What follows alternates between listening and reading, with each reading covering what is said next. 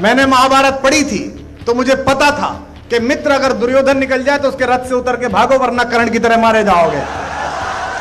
उत्तर प्रदेश की राजधानी लखनऊ में मंगलवार को अटल गीत गंगा कार्यक्रम का आयोजन हुआ, जिसमें हिंदी कवि कुमार विश्वास भी पहुंचे थे। कार्यक्रम में मुख्यमंत्री योगी आदित्यनाथ और केंद्रीय रक्षा मंत्री राजनाथ सिंह भी मौजूद थे। कुमार ने एक बार फिर से रामायण और महाभारत को लेकर बयान दिया। इससे पहले उनके इसी तरह के बयान पर खूब विवाद हुआ था, लेकिन इस बार उनका निशाना किसी दूसरी ओर था।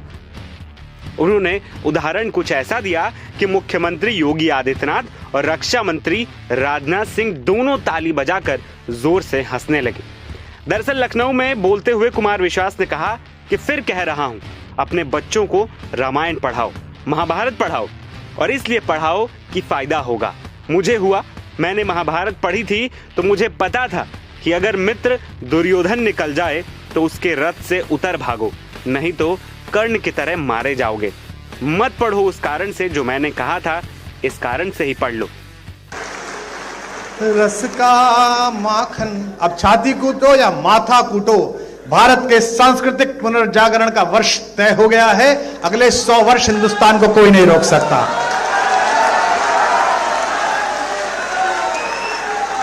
युग के दुर्योधन के जब जब अहंकार को कुचला, फिर कह रहा हूं अपने बच्चों को रामायण पढ़ाओ, महाभारत पढ़ाओ, और इसलिए पढ़ाओ कि फायदा होगा। मुझे हुआ, मैंने महाभारत पढ़ी थी तो मुझे पता था कि मित्र अगर दुर्योधन निकल जाए तो उसके रथ से उतर के भागो, वरना कर्ण की तरह मारे जाओगे।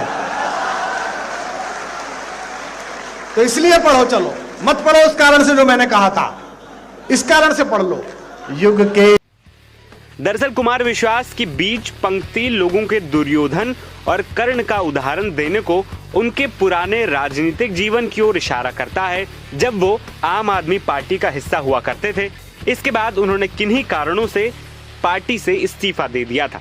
बता दें कि इससे पहले कुमार विश्वास ने मेरठ के एक कार्यक्रम में कहा था कि अपने बच्चों को सीता जी की बहनों और भगवान राम के भाइयों के नाम याद कराइए। एक संकेत दे रहा हूं, जो समझ जाएं उनकी तालियां उठें। अपने बच्चों को रामायण पढ़वाएं और गीता सुनाएं, अन्यथा ऐसा न हो कि आपके घर का नाम तो रामायण हो, मगर आपके घर की लक्ष्मी को कोई और उठा कर ले जाए। अपने बच्चों को नाम याद कराइए, सीता जी की बहनों के, भगवान राम के भाइयों के। एक संकेत दे रहा हूं, जो समझ जाए उनकी तालियां उठें।